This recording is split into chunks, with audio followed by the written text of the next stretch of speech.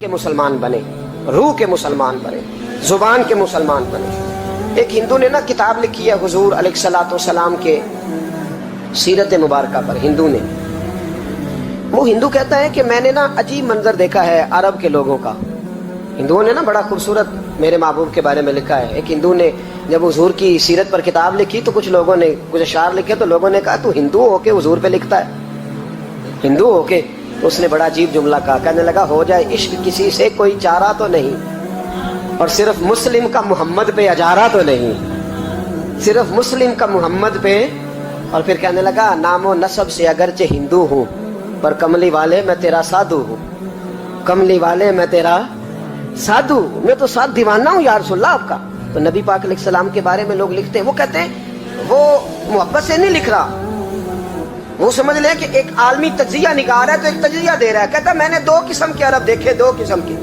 ایک عرب میں نے وہ دیکھے جو اتنے انا پرست ہیں, اتنے خود غرض ہیں, اتنے اپنے ذات کے بت میں الجھے ہوئے ہیں کہ وہ ایک حوض پہ اپنے گھوڑوں کو پانی پلانے گئے, 10 15 20 گھوڑوں کو پانی پلانے گئے ہیں. تو جھگڑا ہو گیا, پہلے میں نے پلانا ہے, میں بڑا چودھری ہوں. اس نے کہا نہیں میں تجھ سے بڑا ہوں, پہلے میں نے پلانا ہے. اس پہ جھگڑا ہوا.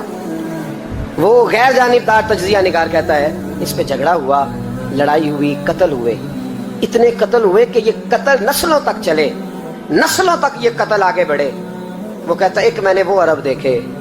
اور پھر کچھ عرصے کے بعد مکے اور مدینے میں اللہ نے اپنے نبی کو بھیجا, مصطفیٰ کریم علیہ السلام آئے.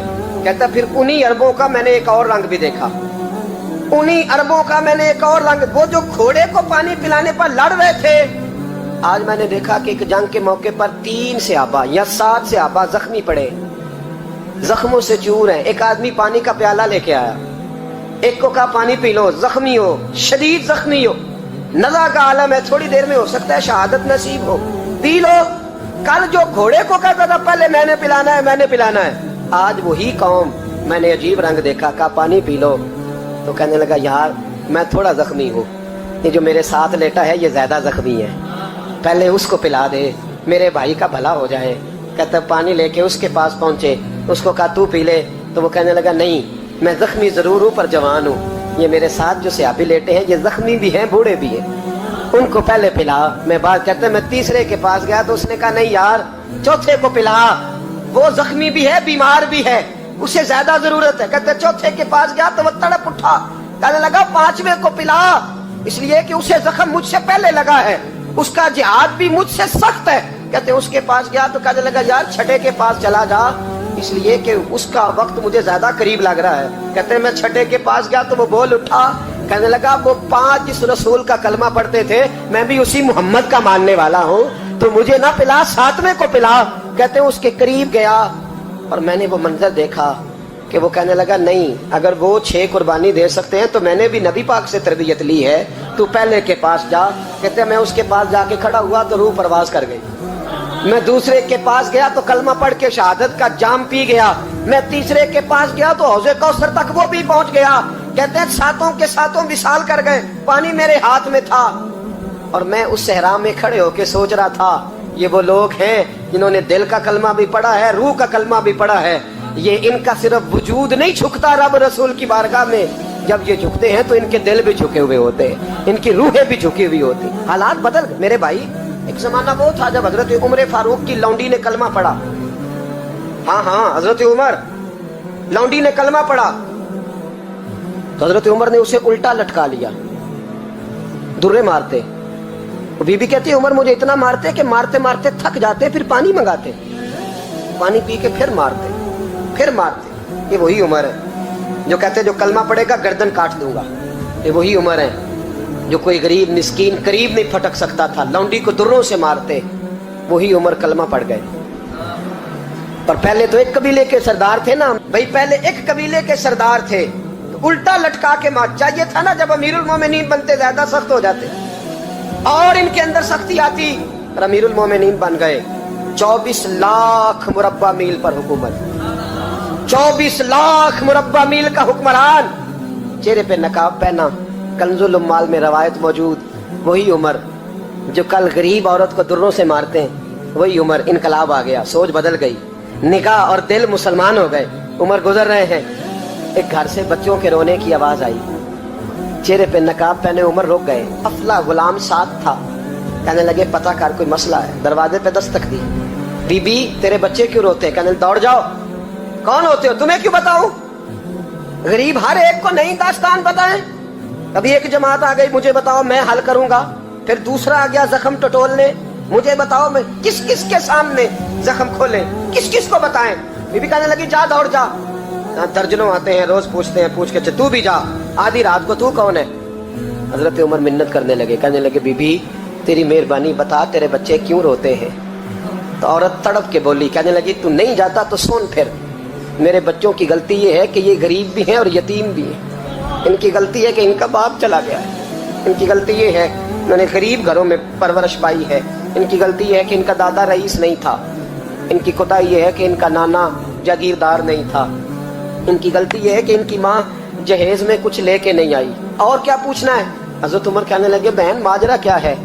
کہنے لگی باپ انتقال کر گیا، عمر جب سے حکمران بنا ہے اس گاؤں میں کبھی اس نے پھیرا ہی نہیں ڈالا، تو آیا ہی نہیں، میری غریبنی کے بچے ساری ساری رات بھوک سے روتے، وہ کبھی آیا ہی نہیں، یہ غلطی ہے، پہلے تو میں کچھ نہ کچھ ان کو خشک روٹی کھلا دیتی تھی، آج تو گھر میں کوئی شے نہیں، شام سے لے کر پانی اور روڑے ہنڈیا میں ڈالے ہیں، پکاتی جاتی ہوں، کہا تھا چلو سو جائیں گے، اور بھوک بڑی ظالم ہے، نیند بھی نہیں آنے دے، سب روک اندر روک محمد، جس دا نام غریبی کنڈ ولا کے لنگ جاندے نہیں دوست یار قریبی، کب بھوک بڑی ظالم ہے، پیٹ بھوکا ہو تو یہ بھی نہیں آتی، سوچتی تھی سوچ اب تہجد کا وقت ہے پر سوتے نہیں، اب بتاؤ میں کیا کروں؟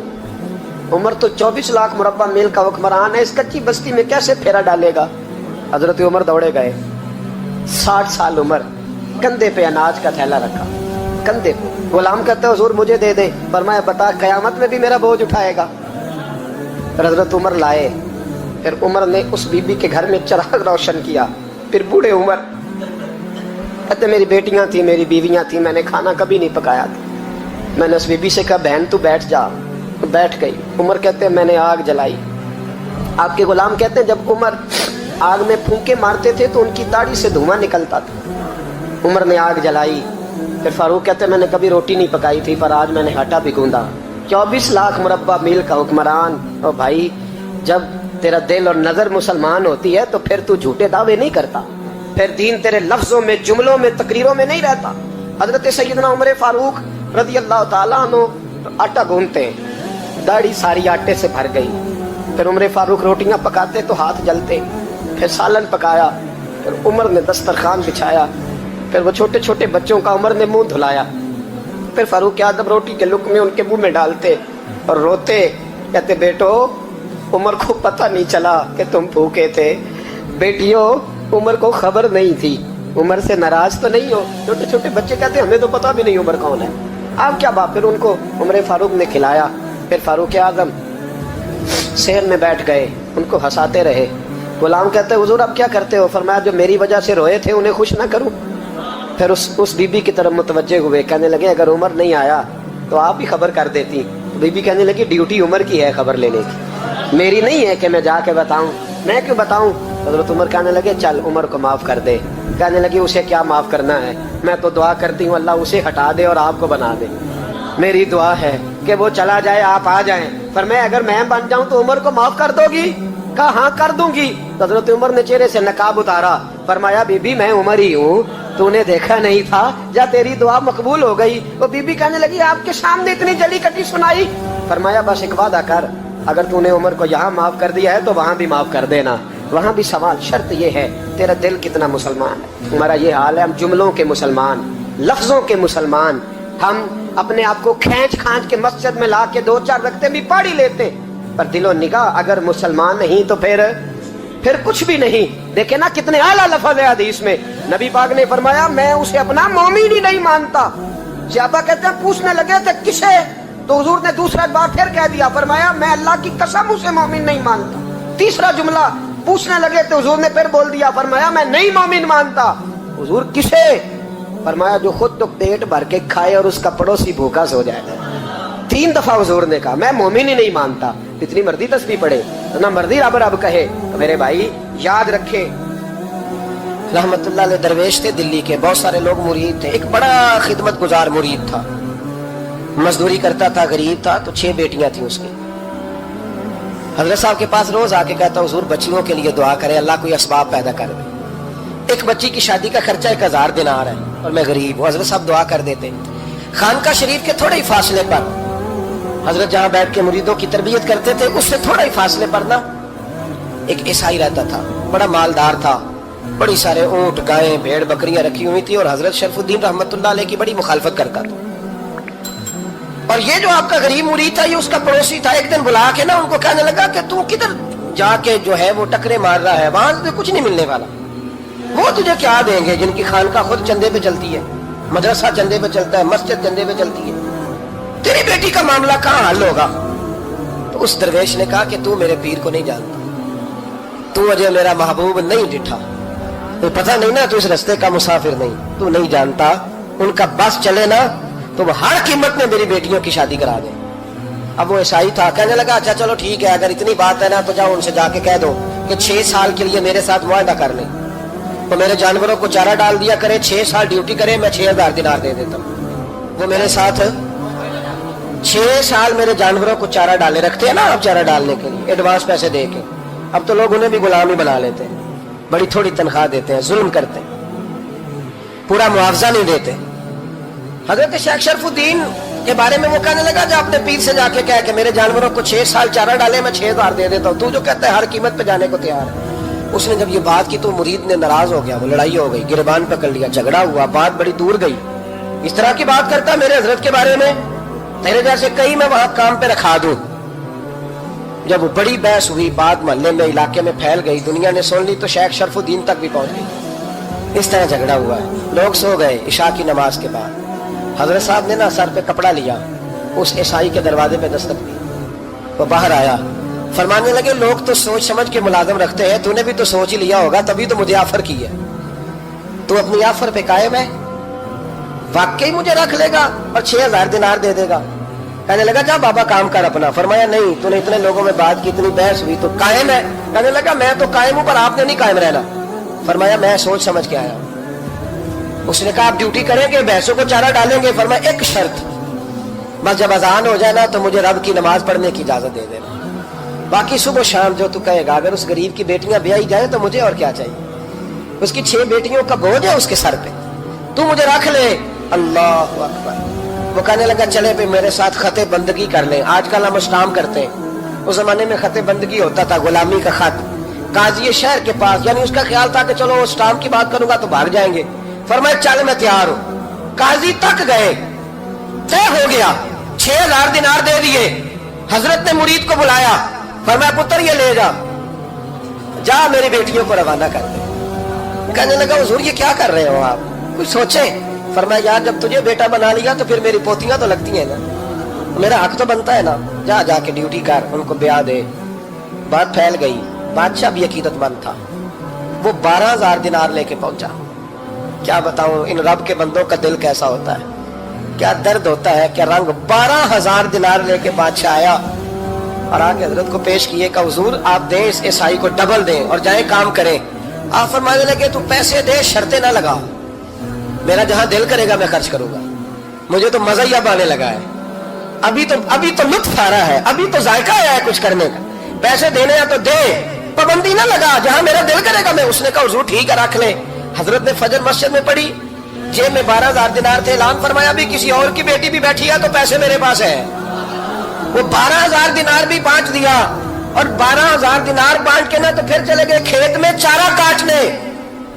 उस ईसाई को किसी ने बतलाया कि उनके पास तो 12000 आया है पर तुझसे जान नहीं छुड़ाई उन्होंने, वादा ये हुआ था कि 6 देंगे तो जाएंगे, जब तक देंगे नहीं तेरे घर में काम करेंगे। वो ना चारा काट रहे थे, हजरत साहब तो वहां पहुंच गया, दूर जाके खड़ा हो गया, कहने लगा बाबा पहले तो मैंने मुसलमानों के इखलाक सुने थे, अब तो मैंने देख भी लिए, पर ये बता जब 12000 आया था जान क्यों नहीं छुड़ाई? तो हजरत चारा काटते काटते रो पड़े। फरमाने लगे तू नहीं ना जानता, ये बेटियां सांझी होती हैं, पता नहीं ना, मेरे रसूल पाक ने तो हातम ताई की बेटी के सर पे कपड़ा रख के कहा था बेटियां बराबर होती हैं, तो ये नहीं पता जब उसकी 6 बेटियों की शादी हुई है।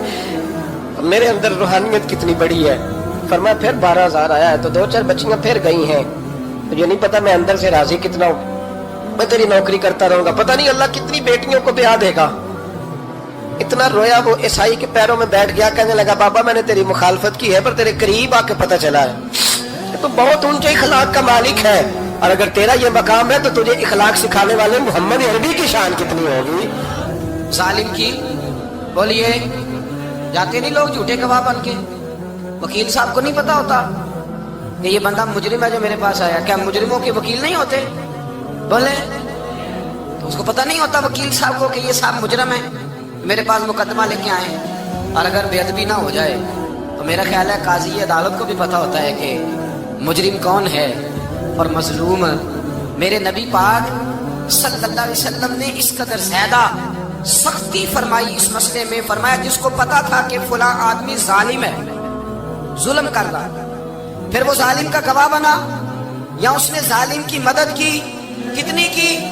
شارحین لکھتے ہیں چاہے اس نے ایک جملہ بول کے کی, چاہے ایک, سارے بولیے, چاہے ایک غریب کو اس نے ظلم کیا تو کہتے ہیں علاج یہ سی, چاہے ایک جملہ بول کے کی. شارحین اس حدیث کی شرح میں لکھتے ایک جملہ بول کے چاہے مدد کی.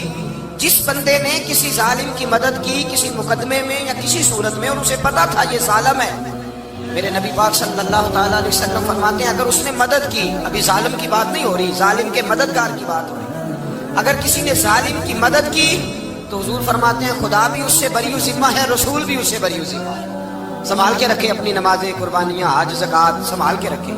اگر ظالموں کا مددگار ہے, الیکشن آ لینے دے, آپ کو نظر آ جائے گا کون کون ظالموں کا مددگار ہے, نظر آ جائے. اپنی جیب سے لوگ پیسے دے کے ظالموں کی مدد کریں گے, ان کے فلیکس چھپوائیں گے, بورڈ لگوائیں گے, جیبوں سے پیسے دیں گے. ہم نے خود آگ لگائی ہے چمن میں اپنے, بے سبب گردشی ایام کو الزام نہ دو, ہم نے خود نور کا ظلمت سے کیا ہے سودا, کر کے توہین سحر شام کو الزام نہ دو. ظالموں کے مددگار میدان میں آ گئے, یہ چھوٹا لفظ نہیں. میرے حبیب پاک صلی اللہ علیہ وسلم نے فرمایا جو ظالم کا مددگار ہے سن لے, جو سجن کے ساتھ کچہری جاتا ہے وہ یاد رکھے, جو دوست کا گواہ بنتا ہے وہ یاد رکھے, جو کہتا ہے میں مانگی گیا تھا, مجھے بلایا گیا تھا قبضہ چھڑانے کے لیے کسی غریب بیوہ کی جائیداد پہ, کب وہ سن لے تو مدد کر کے نہیں آیا, تو خدا کے ذمے سے نکل گیا ہے. رسول پاک نے فرمایا تیرا میرا تعلق ختم ہو گیا, تو ظالم کا مددگار ہو گیا. پھر تو کہتا میں بے چین ہوں, میں بے قرار ہوں, میں آزمائش کا شکار ہوں. پلٹ کے دیکھ تو صحیح تیرا گناہ کتنا بڑا ہے. میرے نبی پاک صلی اللہ علیہ وسلم کا ایک اور فرمان سننے, ابن ماجہ ابو داؤد میں موجود ہے. اس حدیث کو آپ نے یاد کر لینا, کر لیں گے انشاءاللہ, سارے کہیے انشاءاللہ کر لیں گے یاد. حضور صلی اللہ علیہ وسلم نے فرمایا اگر تو ظالم کی مدد کرے گا نا, یہ لفظ دل کی تختی پہ لکھ لینا, یہ مکافات عمل ہے, مکافات عمل دنیا, ادھر کرو گے تو ادھر بھرو گے. فرمایا اگر تو کسی ظالم کی مدد کرے گا, سن لے حضور کا فرمان ہے, اگر تو ابن ماجہ ابو داؤد سیاہ میں موجود ہے, فرمایا اگر تو کسی ظالم کی مدد کرے گا تو رب تعالیٰ مرنے سے پہلے تیرے اوپر بھی ظالم کو مسلط کر دے گا. تیرے اوپر بھی ایک دفعہ ظلم ضرور ہوگا اگر تو ظالم کی, وہ کسی صورت میں بھی ہو سکتا ہے, کسی صورت میں تیرا بیٹا ہی اٹھ کے ظلم کر دے گا, تو الجھ جائے گا, کسی نہ کسی جگہ تیرے لیے تباہی کا سامان ہوگا, تیرے اوپر ظلم ہوگا, اس لیے کہ تو ظالموں کا مددگار ہے. چاہیے یہ تھا کہ تو مظلوم کی مدد کرتا, انسانی ایمانی یقین کا فریضہ سر انجام دیتا, تو ظالموں کا مددگار ہو گیا. ٹٹول کے دیکھ لیں, رزلٹ نکال کے دیکھ لیں, ہمارے زمانے میں ظالموں کے مددگار زیادہ ہیں. اتنی لمبی زبانیں نکال کے ظالموں کی مدد کرتے ہیں. بڑے بڑے کالم نویس اللہ نے انہیں قدرت دی لکھنے کی, تو اپنا قلم ظالموں کی مدد میں خرچ کرتے ہیں. وہ لوگ جن کو اللہ تبارک و تعالیٰ نے قدرت دی, ہمت دی, طاقت دی, کچھ لوگ ان کے حلقہ احباب میں وہ اپنے لوگوں کو استعمال کر کے ظالموں کی مدد کرتے ہیں, ظالموں کی مدد کرتے ہیں. میرے نبی کریم سید عالم نور مجسم صلی اللہ علیہ وسلم نے فرمایا اگر تو نے ظالم کی مدد کی تو جب تک تو توبہ نہیں کرے گا رب تجھ سے ناراض ہی رہے گا. اللہ تجھ سے, او بھائی جس سے رب بھی ناراض ہو گیا, نہ کھانا نہ پینا نہ سونا نہ جاگنا نہ نیند, پھر تیری ہر چیز تیرے لیے آزمائش ہو جائے گی, پھر تیرا سایہ بھی تیرے لیے خوف کا سامان بنے گا, پھر زندگی جیتی جاگتی لاش بن جائے گی, تو اپنے کندھوں پر اپنی میت اٹھائے پھرے گا جب تو ظالم کا مددگار ہوگا.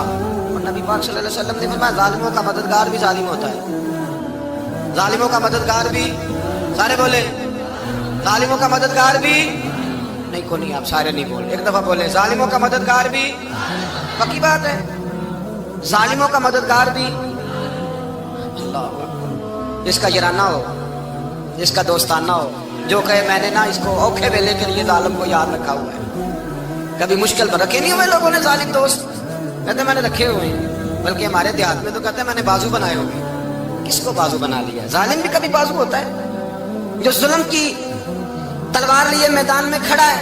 قارون، حامان، فرعون، نمرود کا حال نہیں لوگوں نے دیکھا؟ اپنے زمانے میں آپ نے کتنے لوگ نہیں دیکھے جن کے سائے سے، آواز سے لوگ کانپتے تھے؟ پھر پولیس کی گاڑیوں میں وہ اس طرح مردہ پڑے کہ دنیا نے تماشا دیکھا ان کا۔ یہ رنگ ہم نے دیکھے نہیں اپنے آنکھوں سے۔ فرمایا ظالم کا مددگار بھی، جو کار میں بٹھا کے لے کے گیا وہ بھی ظالم، جس نے چائے پلائی وہ بھی، جس شخص نے کھانا کھلایا وہ بھی، جو کچہری تک ساتھ گیا وہ بھی، جس نے فلیکس کے نیچے، بڑے شرابی کے نیچے چھوٹی اپنی فوٹو لگائی وہ بھی، جو ووٹ کی پرچی ڈالنے گیا وہ بھی۔ کہہ دینا باہر نکل کے کہ حضرت صاحب نے سیاسی تقریر کی ہے، کہہ دینا، پر بات تو سچی ہے نا۔ خو کرے ہم تو سے تھوڑا سا گلا بھی سن لے، خو کرے ہم تو سے تھوڑا سا بھی گلا۔ امام مالک کے پاس ایک بندہ آیا، اس نے کہا حضور میں درزی ہوں، ایک ظالم بادشاہ مجھ سے کپڑے سلواتا ہے، میں تو ظالموں کا مددگار نہیں نا۔ ایک ظالم بادشاہ مجھ سے، حضور میں تو مددگار نہیں نا ظالموں کا۔ جو فرمایا ظالموں کا مددگار بھی ظالم ہوتا ہے، تو کپڑے لے کے آتا ہے، میں سی کے دے دیتا ہوں، ذمہ داری نہیں سمجھے۔ ایک آدمی دکاندار ہے، اس سے کوئی بندہ چیز خریدنے آئے گا تو تھوڑی کہے گا میں نے نہیں دینی، تو دے گا۔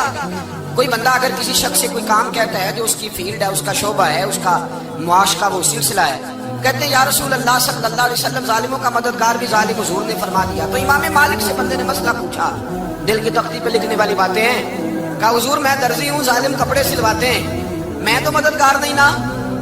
امام صاحب کہنے لگے نہیں، مددگار تو وہ ہوگا جو تجھے سوئی دھاگا فراہم کرے گا، تو تو پورے کپڑے سی کے دیتا ہے، تو تو خود بہت بڑا ظالم ہے، تو پورے سوٹ سی کے دیتا ہے، تو تو بہت بڑا ظالم خود ہے۔ مددگار تو وہ ہوگا جو تجھے دھاگا دے گا، جو تجھے بٹن دے گا، جو تجھے نلکی دے گا۔ جو ظالم سے اتنی نفرت ظلم کر کے بندہ ہے، یہاں تو ہمارے زمانے میں ہیرو بن جاتے ہیں لوگ، ظالم ہیرو ہے، لوگ اس سے ڈرتے پھرتے ہیں، گھومتے پھرتے ہیں، اور بہت سارے کم مزاج لوگ اس کے پیچھے ہاتھ باندھ کے پھرتے ہیں۔ ظالموں کی مدد کرنا، ظالموں کے ساتھ رہنا، یہ ظلم ہے، ظلم، یہ زیادتی ہے۔ میرے نبی پاک صلی اللہ تعالی علیہ وآلہ وسلم نے ارشاد فرمایا، یاد رکھو رب فرماتا ہے میں مظلوم کی مدد ضرور کروں گا، چاہے جلدی کروں چاہے دیر سے کروں، میں مظلوم کی مدد۔ اور حضور صلی اللہ علیہ وسلم نے فرمایا ہے، حضرت معاذ بن جبل کہتے ہیں حضور نے مجھے یمن کا گورنر بنایا، جب میں جانے لگا نا تو حضور نے بڑی نصیحت دیکھی، بخاری میں موجود ہے، فرماتے ہیں جب میں پلٹنے لگا تو میرے رسول نے فرمایا معاذ ایک منٹ ٹھہر جا، ایک بات میری یاد رکھنا، اس کو نہ بھولنا۔ کہا حضور کیا؟ فرمایا دیکھنا کسی پہ ظلم نہ کر بیٹھنا، کہیں تجھ سے زیادتی نہ ہو جائے۔ محبوبہ پھر حضور نے فرمایا سن میرے معاذ، میں تجھے گورنر بنا رہا ہوں، زیادتی نہ کر بیٹھنا۔ یا رسول اللہ صلی اللہ علیہ وسلم کیا ہوتا ہے؟ تو میرے کریم نے فرمایا جب مظلوم دعا کے لیے ہاتھ اٹھاتا ہے تو عرش کا مالک کہتا ہے فرشتوں پیچھے ہٹ جاؤ، عرش کا مالک کہتا ہے فرشتوں پیچھے ہٹ جاؤ، دروازے کھول دو۔ فرمایا مظلوم اور رب کے درمیان شے حائل کوئی نہیں ہوتا۔ مولا رومی رحمۃ اللہ علیہ فرماتے ایک دن نا شیر نے، کہتے شیر نے ایک دن نا ریچھ کو ساتھ لے لیا اور ساتھ لے لیا لومڑی کو، اس نے کہا اور شکار کرنے چلے، چلو جی، تو شیر کی مہربانی ذات لے لیا ہے، حالانکہ اس کو کسی کی مدد کی ضرورت ہے، وہ تو بادشاہ ہے، بادشاہ سلامت نے ساتھ لے لیا، شکار کیا 3 چیزوں کا، ایک شکار کیا خرگوش، ایک ہرن، ایک گائے۔ اب وہ شکار کر کے واپس آئے تو جو ریچھ تھا نا ذرا اکڑ اکڑ کے چلنے لگا کہ بادشاہ کے ساتھ میں بھی تھا، یعنی شکار میں میرا بھی حصہ، اور شیر بھی سمجھ گیا بات کو کہ اس کا دماغ خراب ہو رہا ہے، حالانکہ میں نے تو ویسے ہی ساتھ لیا۔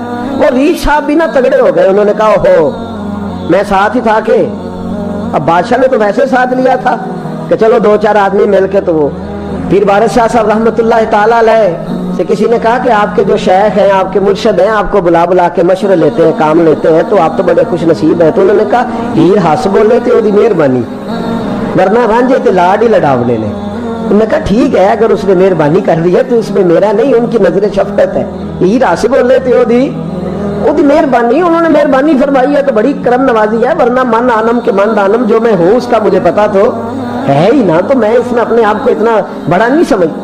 اس نے نا شیر نے بھانپ لیا, اس نے کہا کہ اس کے ذہن کے اندر بات آ رہی ہے کہ شاید میں کو بلا ہوں, تبھی تو مجھے اسپیشل بادشاہ نے کہا کہ چل میرے ساتھ شکار کرنے میں, ہے کوئی میرے اندر بات. اللہ اکبر. اس نے نا آ گئے, بیٹھ گئے.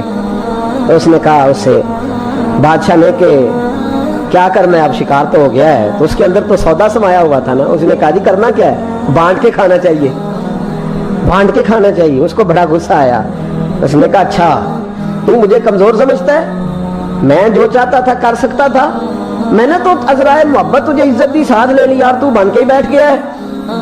اس نے کہا اچھا بانٹ کے کھانا چاہیے. کہا بالکل. کہا چلو بانٹو, پھر کیسے بانٹنا ہے. ہرن کا اور بکرے کا گوشت ایک جیسا ہوتا ہے, بلکہ ہرن کا زیادہ مہنگا ہوتا ہے, لذیذ ہوتا ہے. اب اس نے تقسیم کیسی کی دی, اس نے چلاکی کرنی چاہیے.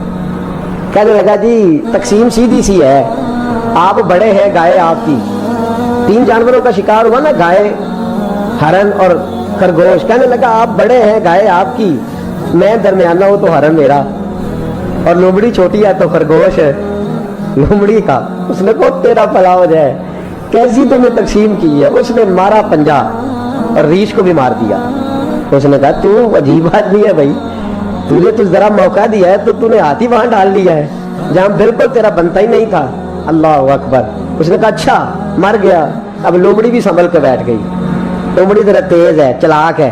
تو مولا رومی علیہ الرحمہ کہتے ہیں, اور شیر کہنے لگا لومڑی سے چل تو تقسیم کر, تو تقسیم کر کیا کرنا چاہیے. تو کہنے لگی بادشاہ سلامت تقسیم بڑی سادی سی ہے, سویرے ناشتہ خرگوش کا کرے, دوپہر کو آپ جب کھانا کھانے لگے تو ہرن تناول فرمائے, اور شام کو اگر آپ زیادہ کھاتے ہیں تو آپ گائے کھائیں. یہی تقسیم ہے. بڑا راضی ہوا شیر.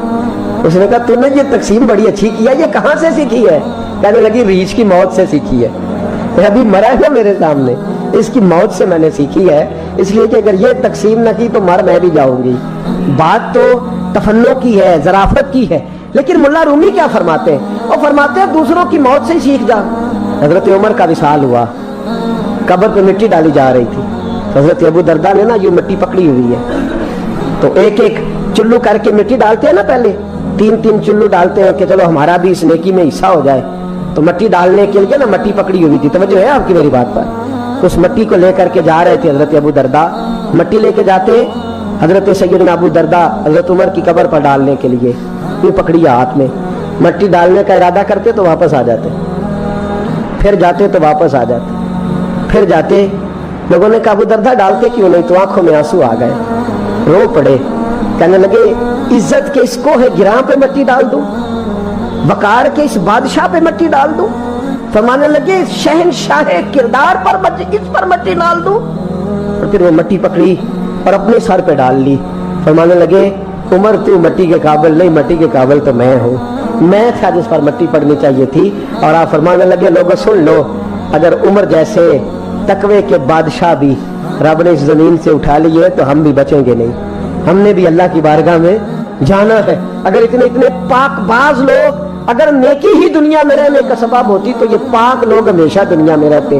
فرمایا اگر یہ چلے گئے تو چلے, ہم نے بھی جانا ہے.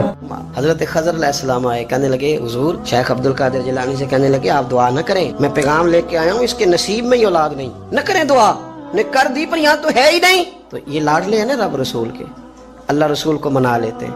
تو غوث پاک کہنے لگے اچھا نہیں اس کے نصیب میں دعا, چلو ٹھیک ہے, اولاد کوئی نہیں, کوئی نہیں. پھر ہاتھ اٹھائے, کہ اللہ تجھے پتا تھا نا کہ یہ میری طرف آ رہی ہے, اور اللہ تجھے علم تھا نا میرے دروازے تک آ گئی ہے, اور مالک تجھے پتا تھا نا دعا کا کہے گی اور میں دعا کروں گا, تو جانتا تھا نا. اچھا میں سمجھ گیا. اب یہ لوگوں سے جا کے کہے گی میں عبد القادر تک بھی ہوا یوں, پر میرا کام نہیں بنا, ملا کچھ نہیں, یہ کہے اور 2 آنسو شیخ عبد القادر جیلانی. غوث پاک اللہ اچھا ٹھیک ہے, یہ کہے گی نا میں ہوا یوں, ٹھیک ہے کوئی عرض نہیں. لفظ کہے حضور غوث پاک نے, تو جناب خضر وہیں کھڑے کھڑے کہنے لگے عبد القادر تیرے بھی قربان جاؤں, اور تیرے رب کے تیرے ساتھ پیار کے بھی قربان جاؤں. رب فرماتا ہے بولیے کتنے بیٹے چاہیے بی بی کو, آپ کیجئے بات. تو غوث پاک فرمانے لگے چونکہ میرے گھر آئی ہے تو رب سے فرمائے 7 بیٹے تو عطا کر دینا. او بھائی اتنی سی بات نہیں لوگوں کی سمجھ میں آتی کہ میرا کوئی لاڈلا پیار والا ہو تو میں مان جاتا ہوں, تو جو رب رسول کے لاڈلے وہ جب بات کرتے ہیں تو اللہ رسول بھی مان جاتے ہیں. بھائی اتنی سی بات ہے. ایک شخص نے آ کے کہا حضور میرا والد انتقال کر گیا, رات خواب میں دیکھا بڑے عذاب میں. لوگ بڑے پریشان ہوتے ہیں ان باتوں میں بڑے, لیکن میں بڑے دلائل قائم کر سکتا ہوں. آپ ہمیں کیا ملنگ سمجھتے ہیں کہ ہم جو بات کریں گے بغیر دلیل کے کریں گے؟ بیٹھ کے لوگ کہانیاں سنا رہے ہیں کہ جناب غوث پاک ایسے کر سکتے تھے, یہ کیسے ہو سکتا ہے. تو جو کہانی تم سنا رہی ہو تو کافر بھی سنا رہا ہے. وہ کہتا ہے اگر تمہارا رب سارا کچھ کر سکتا ہے معاذ اللہ تو پھر اسے کہو فلانا کام کرے. اس کا کیا جواب ہے تمہارے پاس؟ بڑی بڑی عجیب لوگ کہانیاں کرتے ہیں اور شرم نہیں آتی اللہ والوں کے بارے میں, اتنی کچی اور غلیظ زبان استعمال کرتے ہیں. اور مجھے کہنے والوں پر اتنا شکوہ نہیں جتنا سننے والوں میں شکوہ. ایسے لوگوں کو سنتے ہو جو توہین کرتے ہیں رب کریم کے بندوں کی. سنو, حضور غوث پاک سے آ کے کہا حضور میں نے رات خواب میں اپنے والد کو دیکھا عذاب میں بڑی تکلیف میں ہوں, میرے ابا کے لیے دعا کر دیں. تو غوث اعظم فرمانے لگے وہ یہاں کبھی آیا تھا, بیٹھا تھا. حدیث ہے صحیح بخاری میں, صحیح مسلم میں, کہ ذکر والوں کی مجلس میں بیٹھنے والا بدبخت نہیں رہتا, اللہ اسے سعید بخت کر دیا کرتا ہے. یہ حدیث ہے بخاری مسلم میں حدیث. اب تم حدیث ماننے سے بھی انکار کرو گے؟ جو اللہ والوں کی محفل میں آئے بدبخت ہو تو رب سعید بخت کر دیتا ہے, بخاری مسلم ہے. جو ذکر والوں کے ساتھ بیٹھے تو رحمت اسے گھیر لیتی ہے. اس نے کہا حضور میرے والد آئے ہیں آپ کی محفل میں. تو غوث پاک نے بچھا لیا مجھلا, کہا مالک تیرے محبوب کا فرمان ہے نا کہ جو ذکر کی محفل میں بیٹھے انہیں رحمت گھیر لیتی ہے, ان پر سکینہ نازل ہوتا ہے. وہ بدبخت ہوں تو سعید بخت ہو جاتے ہیں. تو اللہ پھر بندہ نمازی کرنا, وہ ہمارے ساتھ بیٹھا کرتے تھے. مہربانی فرمانا, کرم نوازی فرما. وہ شخص کہتا ہے میں رات کو جا کے سویا تو خواب میں ابا ملے جنت کا لباس پہنا ہوا ہے, اور میرے والد کہنے لگے پتر سارے کام چھوڑ دینا, عبد القادر جیلانی کا دروازہ نہ چھوڑنا, خبردار غوث پاک کا دروازہ نہ چھوڑنا. ہمیں ملنگ نہ سمجھو. آپ کیا سمجھتے ہیں کہ ہم ایسے کو ملنگ تلنگ لوگ ہیں جس کے مرضی پیچھے لگ جائیں گے؟ ہم تو بڑے سیانے لوگ ہیں, ہم تو بڑی جلدی کسی بندے کو تسلیم ہی نہیں کرتے. ہر بندہ اپنے ابا کا نام اپنے نام کے ساتھ لگاتا ہے. ہم نے زندگی قادری لکھ کے گزار دی ہے ساری. آپ کیا سمجھتے ہیں کچے پکے لوگ ہیں؟ اور صرف یہاں نہیں, وصیت لکھ کے رکھی ہے مریں گے بھی تو قبر پہ پہلے لفظ قادری لکھنا, اس لیے کہ خدا کے فضل سے ہم پر ہے سایہ غوث اعظم کا, اور ہمیں دونوں جہاں میں ہے سہارا. اور بڑی تحقیق کے ساتھ اور بڑی ریسرچ کے ساتھ اور بڑے سیانے بن کے. لیکن جس دن کا مان لیا ہے پھر بالکل ہی مان لیا ہے, پھر بالکل ہی مان لیا. آپ یقین کریں مجھے مزہ آتا ہے جب مجھے کوئی کہتا ہے قادری صاحب, بڑا مزہ آتا ہے, بڑا سرور آتا ہے.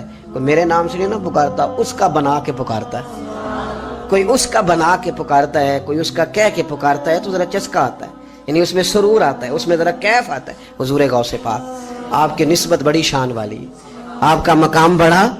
حضرت مولانا جمیل الرحمان قادری اعلیٰ حضرت کے مرید ہیں, وہ فرمایا کرتے تھے خدا کے فضل سے ہم پر ہے سایہ غوث, ہمیں دونوں جہاں میں ہے سہارا. اور قادری کہتے ہیں غوث پاک سے پیار کرنے والے کو جو بھی پیار کرے وہی قادری ہے. تو خدا کے فضل سے ہم پر ہے سایہ, ہمیں دونوں جہاں میں ہے سہارا. خدا دے گا منادی حشر میں یہ قادریوں کو, کہاں ہے قادری کر لے نظارہ غوث اعظم, کہاں ہے قادری کر لے نظارہ. اور پھر فرماتے ہیں جمیل قادری 100 جاں سے ہو قربان مرشد پر. اپنے شیخ کی بات کرتے ہیں, جمیل قادری 100 جاں سے ہو قربان مرشد پر, بنایا جس نے مجھ جیسے کو بندہ غوث اعظم کا. یہ غوث اعظم واحد صوفیاء کی جماعت میں امام ہستی ہیں کہ کوئی کسی بھی سلسلے سے تعلق رکھے, وہ نقشبندی ہے, وہ چشتی ہے, وہ سہروردی ہے, آج آپ کو سارے 11ویں دیتے نظر آئیں گے. اس لیے کہ غوث اعظم رضی اللہ تعالیٰ عنہ کے فیض جب برسا ہے تو می بن کے ہی برسا ہے, اور ہر جگہ ہی برسا ہے, ہر جگہ ہی برسا ہے.